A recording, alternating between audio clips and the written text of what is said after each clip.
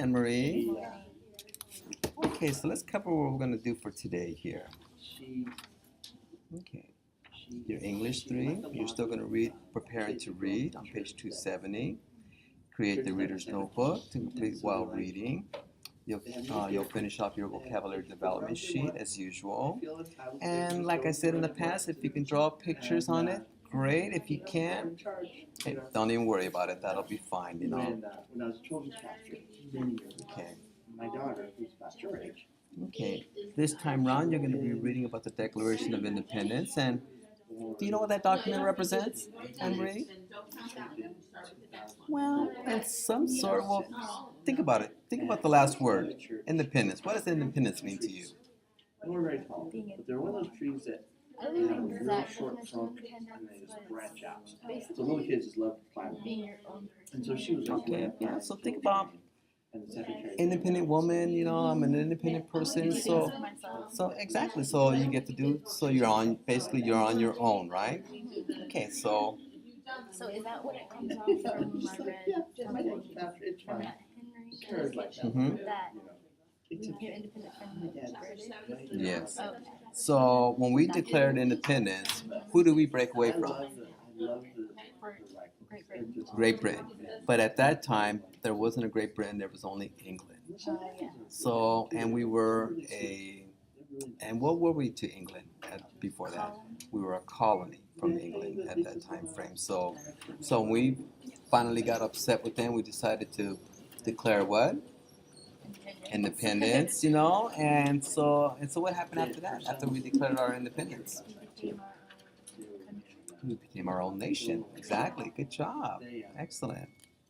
and with our Awana program. All right. Okay, Those so ones are called cubbies. you'll read the Declaration of Independence on page 271 to 278. You'll answer the questions 1 through 8 as usual on page 278. And I believe that's the thinking through literature. Okay.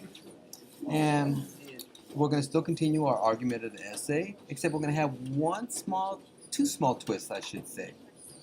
It's still the same format, you know, it's an argumentative essay, but we're going to write it as a letter.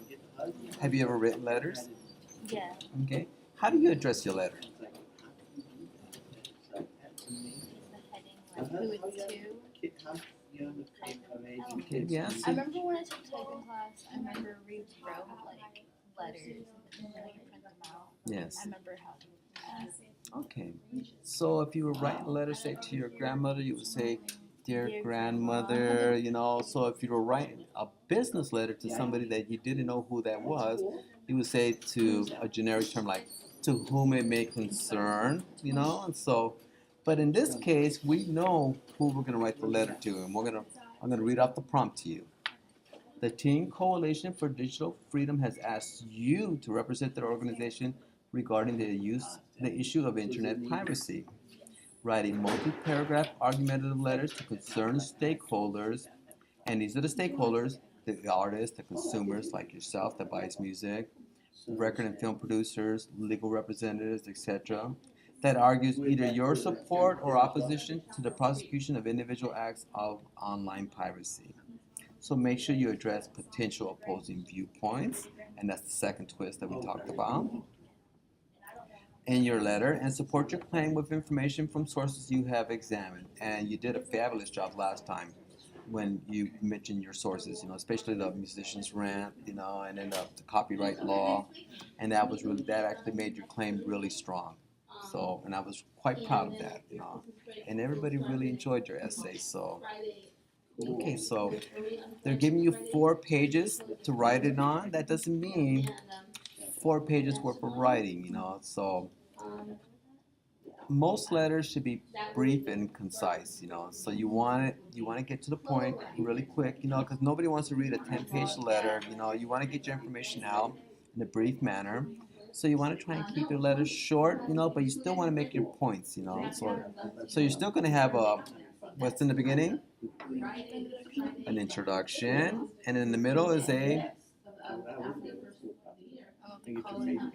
it's called the body, and at the end is the conclusion. And how many paragraphs do you think you should have for your body? Okay. Traditionally, it's usually a 5 paragraph essay, and so this time round, though, I'd like for you to use Yeah, I think they're 3, 4, and 5. use two resources that support your claim. So that'll be two separate paragraphs, for each of your resources, and then your opposing viewpoint will be a paragraph on its own as well. Okay, so that should make it 5. So your intro, Very good, uh, Miss uh, your body, your resource that supports your claim, another resource that supports your claim, and an opposing viewpoint, and then wrapping everything up in your conclusion. Take care of Okay? yourself. And since this one is a letter, who are you going to address it to? Um, Yes, on Wednesday. concerns stakeholders. To concerned stakeholders, because not every stakeholder may be concerned about the fact of online piracy. So some are concerned and some may not be concerned. So you might want to just address it to concerned stakeholders, and that should actually work out pretty well, for your letter, and I'm really looking forward to reading your letter, Anne Marie.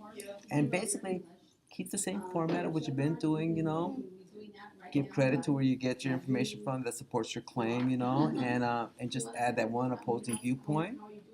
And don't forget to address it properly to the concerned stakeholders, and you should be good. You should be good on that. So would I start off as dear stakeholder?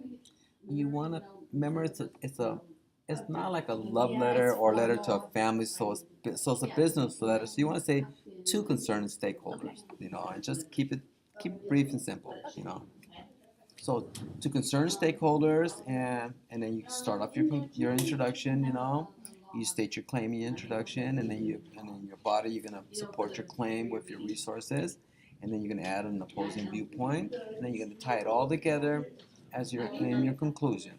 Okay, is that something you're capable of doing? Yeah. Awesome, that's good. Good job. And of course, I'm gonna give you this back as well because your resources are in here. And your opposing viewpoint is going to be your second source for peer-to-peer sharing. So if you were an unknown musician and you wanted to get discovered, peer-to-peer sharing is where you want to be at. You want your music to be shared as much as possible because you want that exposure. And you never know, some record producer may actually hear your music and say, "Wow, I really like that person." Call him up and give him some studio time, and maybe we can sign a contract with him.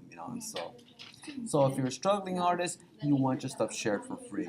If you're a successful artist, you don't want your stuff to be shared for free. You want to get paid. But there are some successful artists that do share their music for free, because they feel that I've earned enough money already. So I'm going to give some of my music for free. They don't give it all away for free, but they may give one song out of the whole entire album out for free. And that generally happens, And if you notice on iTunes, they have one free download, a free download every single week in music, And I've collected dozens of free songs, even though some of the genres don't appeal to me, but hey, it's free, and so I collected, so. But anyway, that's pretty much about your writing right there. So remember, on your reading, Declaration of Independence, you'll run through the same routines of preparing to read, the reader's notebook, your vocabulary, which is important. And like I said, if you could draw the pictures, Anne-Marie, great. Is it only one? Actually, it's double-sided. So you have 3 in the front and you have 2 in the back side. So. And then read the Declaration of Independence and try and study it really well because it is an important document, for us, And so, okay, so that's pretty much English 3, and of course for U.S. history, we're still in World War II. And you're entering into chapter 14. I just want you to read the first 3 sections, and then do the section reviews on that. And like I spoke to you earlier, I could not find the end of the chapter study guide, so I'm going to let you not worry about that at all. For consumer math, we're entering into chapter 5, and you'll do lessons 1, 2, 3, 4. All of them except for lessons 2 and 3, you just need to do the odds. And for your seminar, this one's by Mary Webb. We Are Tomorrow's Past. What do you think she means by that? Tomorrow's the future. Exactly. So the prompt is, how do you think you will remember your life as it is now?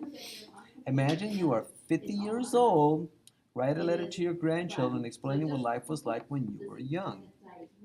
And so, how old are you right now, Anne-Marie? 17. Okay, so that means in 33 years, you will be 50 years old. So imagine the technological changes that will take place throughout that time frame, and imagine all the cool stuff that your grandchildren will have that you didn't have access to, as a youngster. So kind of keep that in mind, and I remember some of the stories of my parents telling me this. Oh, when I was your age, I used to walk to school for 10 miles, and I didn't have any shoes, and I was barefoot, and so of course they would elaborate a lot, and so to make it look that, well, hey, we kind of struggled, and generally most next generations usually have it a little easier than the previous generations. So anyway, I'll let you decide how you want to respond to the prompt on that. And for current events, my all-time favorite, I want you to find a news article on holiday celebrations and another one on traveling. Okay, and a lot of people do travel at this time of year, so you shouldn't have any problems finding a travel article or nor a holiday celebration article because that's all we're doing pretty much for December. And for driver's education, you're going to work on pages 47 to 50. And I think that this is going to be the last one. Yeah. So, and I believe it's the last one yet. It's the end of section 3. So next week when I see you, I'll collect all your other sections. I'll collect all your other ones, and I'll give them back to you. You'll study over the holidays, and after we come back over the holidays, we'll give you your driver's test. Okay? So does that sound good to you? All right, awesome. Right on. Okay, and of course you still have your PE and continue to good work on that. You've been doing really good as well. Any questions at all, Anne-Marie? No? Not at all. All right, that's good. Awesome. And thank you very much for allowing me to record you. Okay, all right. Okay, so let's see, because it's kind of went to sleep.